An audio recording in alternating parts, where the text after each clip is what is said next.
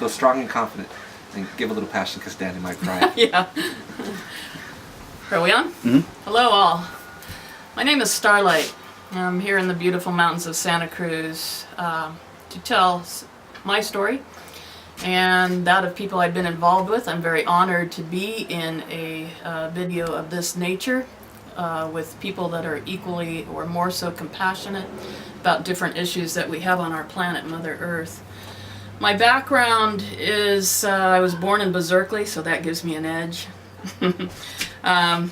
And I am a high school teacher, did a lot of work with NASA. I worked for NASA for 2 years, the Academy of Sciences in San Francisco. My background a lot in sciences, mainly astronomy and physical sciences, but I also teach environmental science. My political and/or environmental career started when I was in high school. When I became aware of some things, mainly in the environmental area for a long time, until I moved to Santa Cruz, where I started to be more politically involved. And I had to really educate myself at that point because I didn't know really a lot of political history. More recently in my life, I'm tending a lot towards more international activism. In my travels, I've traveled extensively in my life. I lived in South America for 3 years, lived in a tent for 3 years, went to all the countries from all the way into Antarctica, all the way to the Arctic in my life. I lived in Africa for another year. I've traveled through China alone, all through Europe, and so I draw from a lot of seeing the world really as it is on a level from villages to individual homes. I don't stay in hotels. Like I said, I saw the round dome of a tent for years inside of a tent. So I enjoy and have been blessed with learning a lot from many different people on many different levels. I think one of the things when I'm thinking about talking on a documentary about political activity is I'm going to say I'm blessed with the ability to be able to back up, and instead of looking at all the recent news or all the problems or this or that, is back up and look at what are the big issues.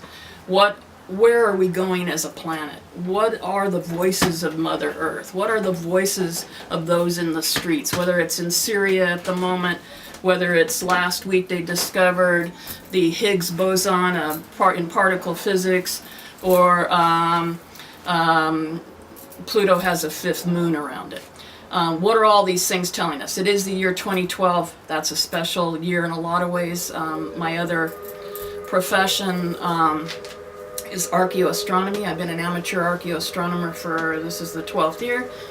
This year is really important in a lot of ways, and I'm not just going to say because of certain prophecies, but an accumulation of many people putting together their ideas and coming together in what's a crucial state for not only humanity, but because I'm not going to say really human rights here, but that includes all rights of every living and non-living thing on this planet. We all know that the planet is a dynamic planet. We all know that human rights are very, very important, and that's a lot what we struggle for, but that also is going to include, in my viewpoint, animal rights, plant rights, the mountain to have that it doesn't get blown up and taken all the copper out of it, for example. It has a right to be there, and respect for Mother Earth. So when I'm talking about my own political and that of my comrades, I'm talking about respect for all Mother Earth, and it's a big picture. That's why when you're looking at this document, you're going to hear from different aspects of what touches any of us as being humans, conscious beings, and what needs to be done. We're talking here a lot about future. We're talking here a lot about even tomorrow, today. What is our thought patterns? When I stand back and look at it, I have definite feelings of sadness. I have definite feelings of, are we branching off in so many different areas that we're unable to accomplish certain tasks? Are we able to use history as a medium to get us to the place that we need to be able to go? In the last year, I've been a lot in Central America, struggling for rights there, not only for pollution, mainly in Mexico, some in Guatemala, some down into Belize. But how are people coming together and getting the things done that they need to get done? Just in this last year, in Belize, I was, I saw when I was walking down in middle of a street in Belize, near Belize City, I saw some kids being sprayed with malathion. Walking down the street, see this truck, all this stuff like a shower comes pouring out right on these kids. I go right up to the truck. Can I see what's coming out of those hoses, please? Can you tell me? Can you stop the truck? They don't want to stop, right? I go around to the back of the truck. I hop on the back of the truck. I look at the cans, big canisters, says malathion, plain as day. The kids are like this, showering themselves like this, walking down the street. So I immediately get in front of the truck, there by myself. Anybody else want to stand in front of this truck? It's spraying stuff on you. You know, there's some people that speak Spanish there, so I'm kind of going back and forth in both languages. I follow the truck back to the station, take down the number, go directly to, I got online and went directly to the Center for Disease Control, International Disease Control. I write to the city, Belize City of Health, and Minister of Health there, and directly to the president that is now in Belize. I write all 3 letters. I get a lot of response. I go around to the houses. How many times do they spray on you? Do they give you a warning? It has to be legally, you know, I'm looking up that has to be posted. And the miraculous, beautiful thing of all this is the community comes together. The community starts saying, you know what, I don't really like that because I have food out, or my animals are out, or my kids are out playing.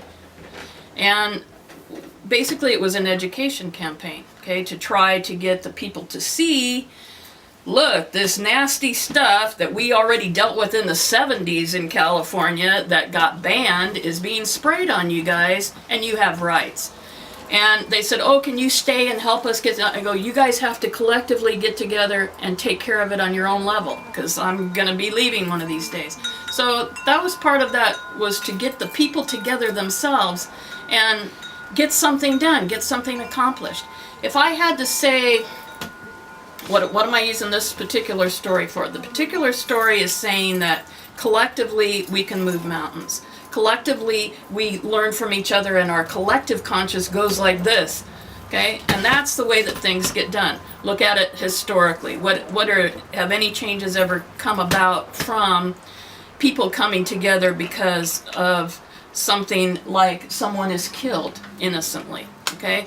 Or your kids are getting sprayed on and they have bronchitis, emphysema, and some other kind of fucking disease, okay? So those are things, sometimes, unfortunately, sometimes those things happen for us to get into some kind of movement against those things.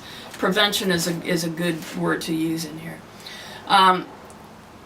Other things that I'm thinking about is Zapatista movement is, for me personally, and Cuba would be in there also, as exemplary examples, living examples on our planet of getting their own sovereignty and getting things done. They have their own crops. They don't need the Mexican government. Never have, never will. They're of indigenous blood. They know exactly what they're doing. They know those plants. They treat the plants with respect in their area. They have their own art. They have their own agriculture ways. They have their elderly and their shamans that heal them. Cuba has sent many doctors there. They proliferate in their own realm of being independent thought, and respectful of each other. The amount of respect when I'm there with my Zapatistan friends is amazing. It's humbling. It's I wish it would spread in the United States. You know, it's nobody has to tell you to do it. It's just there. Comrade, brother, here we go. What needs to be done? Your house was knocked down. Your land was taken. Here we go. The fight's on. You know, viva la revolución, and here we go. So these are things that are in all corners, all parts. What are we all trying to say? What we're trying to say is that's enough. We can do it. We stand together, unified to do it. If it takes a sovereignty, I'm of Native Indigenous background as well. That fight has always been a fight on the front, united together. Many years of going out to Big Mountain. I one time had a privilege of being the scientist on the land.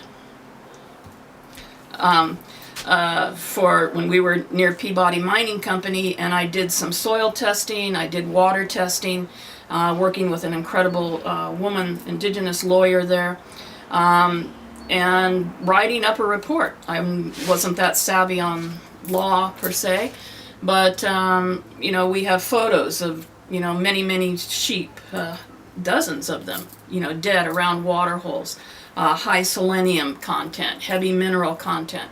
So I could submit science reports in that particular realm and help that cause.